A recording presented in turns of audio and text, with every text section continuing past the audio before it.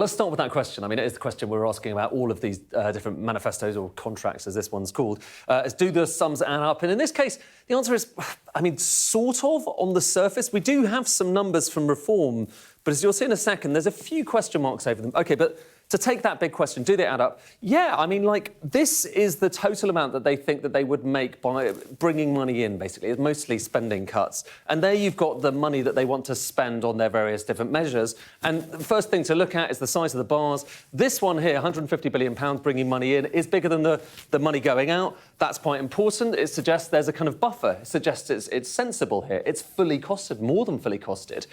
But here's the thing, now we need to dig into what's actually comprised in those bars. And if we do that, so kind of taking them apart, it gets a bit more complicated. So here's all the stuff they want to spend money on. That's the giveaways side of things. There's the money that they're kind of going to bring in. And for instance, there's some pretty striking things here. These are big figures we're talking about here. £70 billion, this particular one, raising income tax personal allowance to £20,000, cutting stamp duty to 0% below £750,000, raising inheritance tax threshold, basically abolishing it for anything below £2 million. These are all big giveaways, and for many people will be very attractive. But the issue is, can you actually finance them? And that's where this side of things come in, because you need to actually raise the money to pay for that stuff. And here, there are definitely some interesting questions. I'm just going to look at a couple of them, because, I mean, you could kind of keep going down here and raising questions about all of them. But just to take a couple of them, the biggest kind of line items here is we're going to raise £50 billion, they say, by slashing wasteful spending. OK, so let's just kind of look into that. £50 billion, big block of the money coming in. The idea here is you've got about 1,000 billion, that's £1 trillion of government current spending. So you've taken debt interest off, you've taken investment off. That's about £1 trillion. And yeah, saving £5 on every £100 of that would mean £50 billion. So that, on the surface, looks quite good. But here's the thing, OK? There's certain elements of this that might not be quite so easy to cut. So, for instance, you've got the state pension, and Reform haven't said anything about cutting the state pension, slashing the state pension. That's £140 billion of this.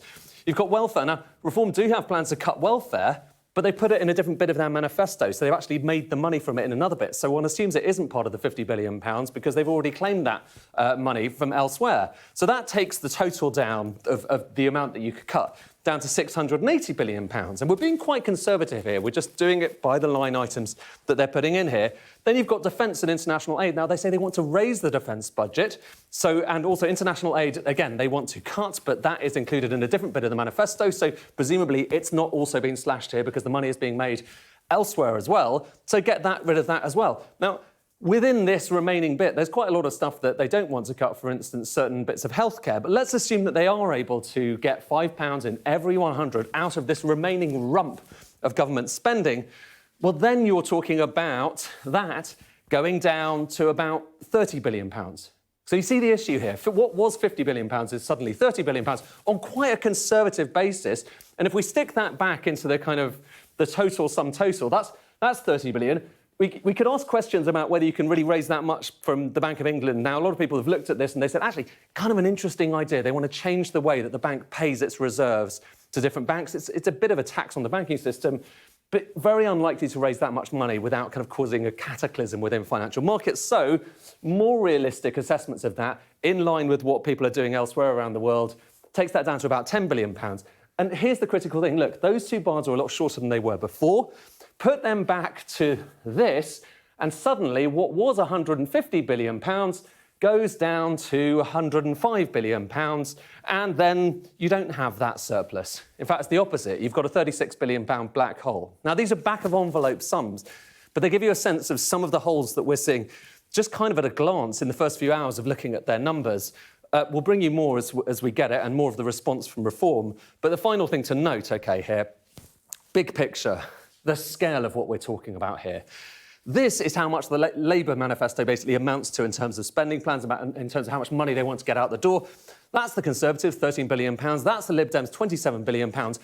That is Reform. It's multiples. It's many multiples times. It's more than 10 times what the Conservatives are planning to do. So you're talking about enormous amounts. In fact, the only manifesto that comes anywhere close, in fact, beats it, is the Green Party manifesto. So there's a big difference between the main parties and what they intend to do and these other parties on the sidelines. But certainly a very interesting document. And as I say, we'll have more analysis on it in the coming hours.